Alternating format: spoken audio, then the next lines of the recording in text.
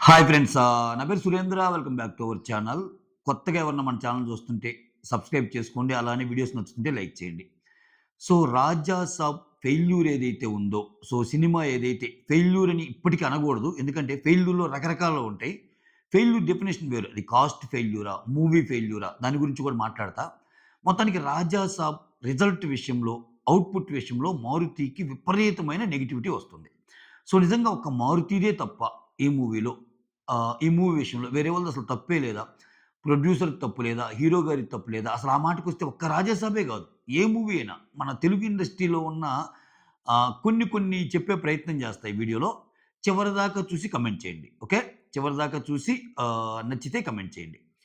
ఇక్కడ మనకున్న అలవాటేందంటే ఒక మూవీ హిట్ అయిందనుకో, ఆ హిట్‌ని కొంతమందికి ఆపాదిస్తాం. ఒక మూవీ ఫ్లాప్ అయిందనుకో, ఆ ఫ్లాప్‌ని కొంతమందికి ఆపాదిస్తాం. అది తప్పు. ఇప్పుడు సినిమాకి ఎంత లేదనుకున్నా, సినిమాకి కెప్టెన్ డైరెక్టర్ అయినా, captain of the ship director అయినా, సో ఇవాళ రేపు అందరూ అన్నిట్లో ఇన్వాల్వ్ అవుతున్నారు. అందరి టెక్నీషియన్స్ ఎఫెక్ట్ ఉంటది.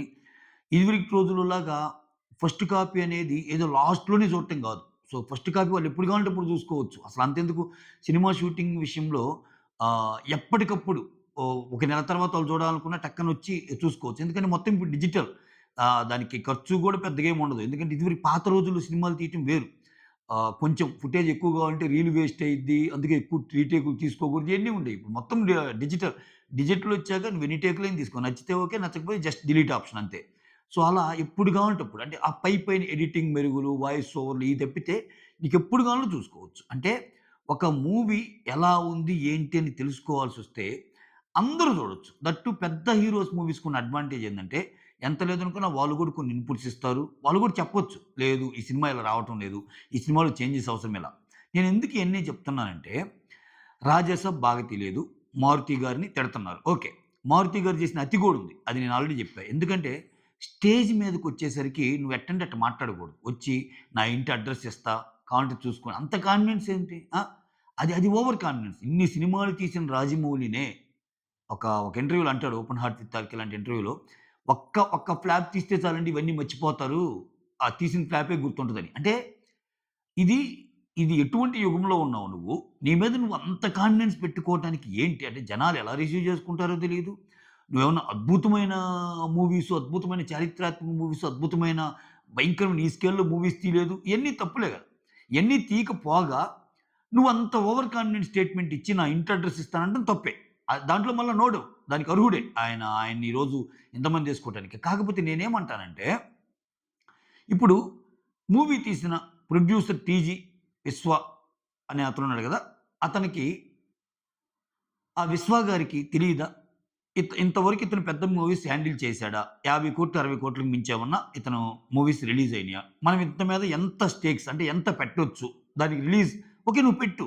స్టోరీ లైన్ విన్నాక నువ్వు పెట్టు. ఎందుకంటే నీకు ఆ రేంజ్‌లో నీకు ఇనిపిచ్చాడు. ఆ రేంజ్‌లో నీకు కాన్ఫిడెన్స్ వచ్చిందన్నప్పుడు పీరియాడికల్‌గా రష్ చూసుకోవాలిగా.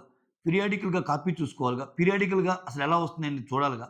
నేనేమంటున్నా అంటే ఈరోజు జడ్జిమెంట్ సినిమా బాగాలేదు అంటే ఆయన తీసింది మీకు కూడా చూపిచ్చాడుగా. ఆయన తీసింది హీరో గారు కూడా ఓకే అన్నారుగా. నేనేమంటా అంటే ఇక్కడ, సో ఇక్కడ మారుతి గారిని ఎన్ని తిట్టినా, ఇక్కడ ప్రొడ్యూసర్ గారు ఒప్పుకొని, ప్రొడ్యూసర్ గారు సినిమా తీస్తేనేగా అంటే ఏదో ఒక కథాంశం ఆయన సక్సెస్ అయ్యాడుగా ఈళ్ళని ఒప్పించడంలో. ఇక్కడ హీరో గారు కూడా ఇప్పుడు ఓకే.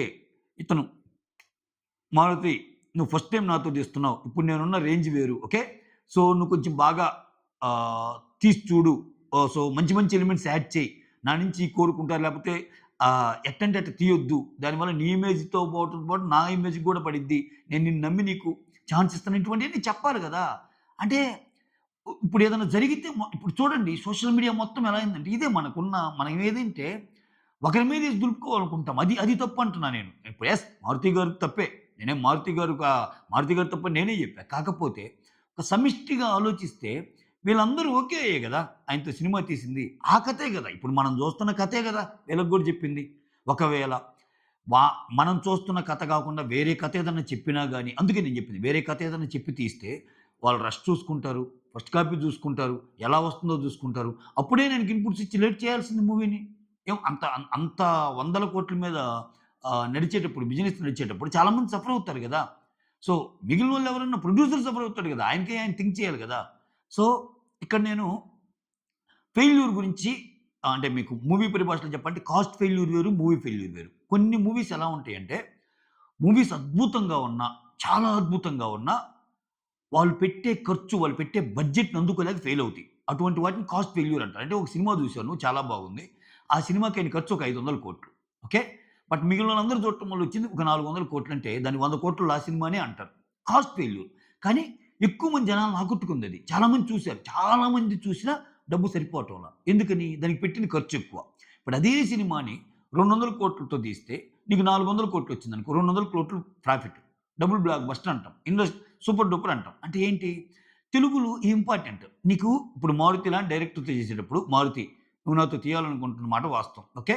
సో, బడ్జెట్ ఇంతకు మించి కాకుండా చూడు. ఎందుకంటే వర్కౌట్ కాకపోతే మళ్ళా ఇబ్బందేమో. ఎందుకంటే మనది భయంకరమైన రాజులు, గుర్రాలు లేకపోతే ఒక సోషియో ఫ్యాంటసీ లేకపోతే ఒక సైఫై, ఒక చారిత్రాత్మక మూవీ ఇటువంటివి ఏం కాదు గదా! సింపుల్ మనం ఒక హారర్ మూవీని చెప్తున్నాం అని తక్కువ బడ్జెట్‌లో తీశారనుకో. ఓన్లీ 'ప్రభాస్' బడ్జెట్టే హైలైట్ అక్కడ. ఇంక 'ప్రభాస్' లాంటి స్టార్ హీరో తీసినప్పుడు 'ప్రభాస్' బడ్జెట్టే హైలైట్ అయ్యిద్ది.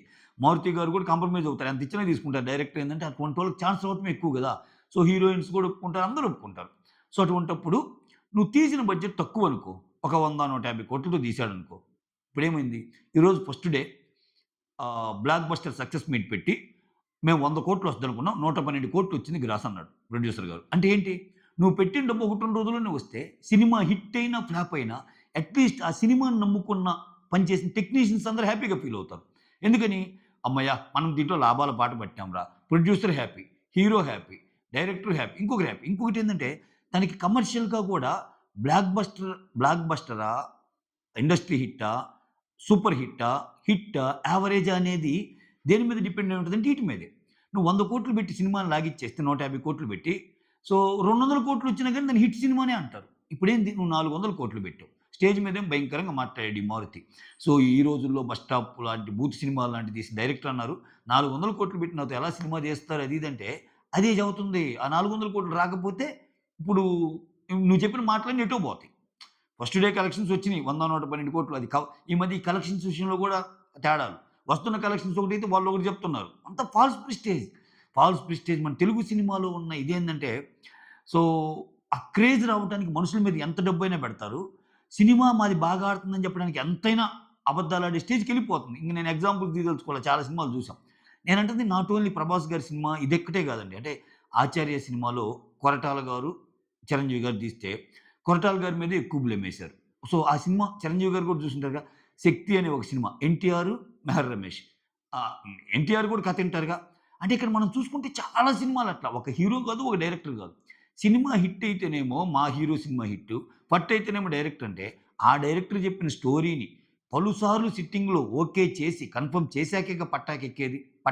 అంటే ఆ డైరెక్టర్ ఏదైతే బిలీవ్ చేశాడో అది హీరో కూడా నమ్మాడు. ఇది వర్కౌట్ అవ్వచ్చు అని.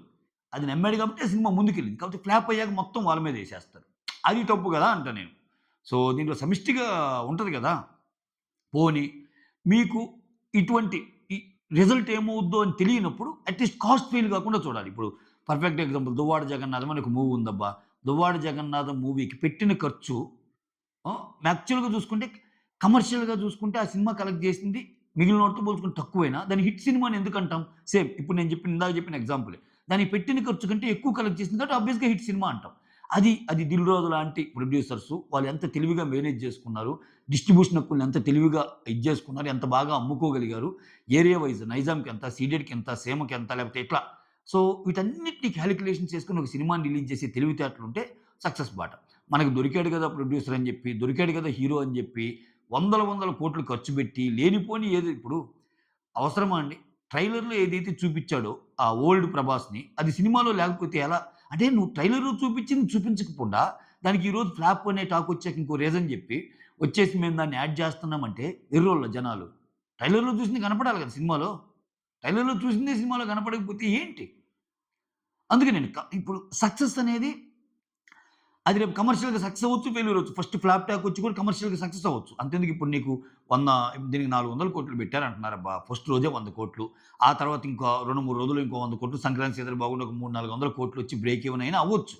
కానీ సినిమా తీసిన వే జనాలకి నచ్చలేదుగా. చాలా మందికి నచ్చలేదుగా. ఇదే సినిమాని ఒక సినిమా తీసిన వే నీకు నచ్చకపోయినా అట్‌లీస్ట్ ఒక 150,00,00,000తో నువ్వు ఫినిష్ చేసుంటే 3, 4 రోజులు నీకు ప్రాఫిట్‌లో పడేవాడు. నీకు ఆ తెలివితేటలన్నా ఉండాలి, ఈ తెలివితేటలన్నా ఉండాలి. అది కదా! సో, అది బ్యాలెన్స్డ్‌గా ఎళ్తే అందరికీ లాభం గదా! ఆహ్, ఇది నేను ఏ ఒక్క హీరోని, ఒక్క ప్రొడ్యూసర్‌ని చెప్పడం కాదండి. మన తెలుగు సినిమా ఎళ్తున్న తీరు అలా ఉంటది. ఒక సినిమా హిట్ అయితేనేమో డైరెక్టర్ మీద, ఒక సినిమా ఫ్లాప్ అయితేనేమో ఒక సినిమా హిట్ అయితేనేమో ఆ హిట్‌ని హీరోలకి ఇది జేయటం. అబ్బబ్బబ్బా! ఏం జేశార్రా! ఈ హీరో ఏ సినిమాలో అతని క్యాలిబర్ అదే. అతని యాక్షన్ అదే. అతని డాన్సింగ్ అదే. అతని సీక్వెన్స్ అదే. అతను జేసేది ఎప్పుడు అదే. కాబట్టి కథలోనే గదా పోయేది. అటువంటప్పుడు ఆ కథను నువ్వు చూజ్ జేసుకోవటంలో హుందాగా ఒప్పుకో. యెస్. వాళ్ళదెంతుందో నాది అంతే ఉంది అని ఒప్పుకున్నాననుకో. సో, కొంచెం నీకు ఎలివేషన్ పెరిగిద్ది. యాహ్! సూపర్ గదరా! ఈ హీరో. సూపర్ గదరా! సో, తప్పుని వేరే వాళ్ళ మీదకెళ్ళి వాళ్ళకి వాళ్ళే ఒప్పుకున్నారన్న ఇది ఉంటది. సో, అది ఎందుకో లోపిస్తుంది మన తెలుగు సినిమాలో. అంటే హిట్ అయితే మొత్తం మేమే. ఫట్ అయితే మాత్రం అబ్బా! పాడు చేసాడబ్బా డైరెక్టర్. డైరెక్టర్ పాడు చేయడానికి మీరందరూ చూస్తానే ఉంటారు గదా! అది ఎవరైనా చిరంజీవి గారైనా, బాలకృష్ణ గారైనా, నాగార్జున గారైనా, వెంకటేష్ గారు ఎవరైనా ఏ హీరోస్ అయినా వాళ్ళకి చెప్పిన కథే కదా తీస్తారు. ఆ! సో, అది మ్యాటర్. ఇక్కడైనా సరే మారుతి కొంచెం నోటి తోలు తగ్గించుకొని అటువంటి మాటలు మాట్లాడకుండా ఉంటే బెస్ట్. ఎందుకంటే యూ నెవర్ నో. ఒక ప్రొడక్ట్ నువ్వు రిలీజ్ చేసావు. అది ఎలా ఆడిందనేది ప్రేక్షకుల చేతుల్లో ఉంటది. అంతేగాని ఇంక తీసుకొచ్చి ముందుకు ముందే హైప్ ఇచ్చుకొని, ఇంకా నాకు మించిన సినిమా తీయలేదనుకుంటే ఇట్లానే బొక్కబోర్లా పడతాం. ఓకే.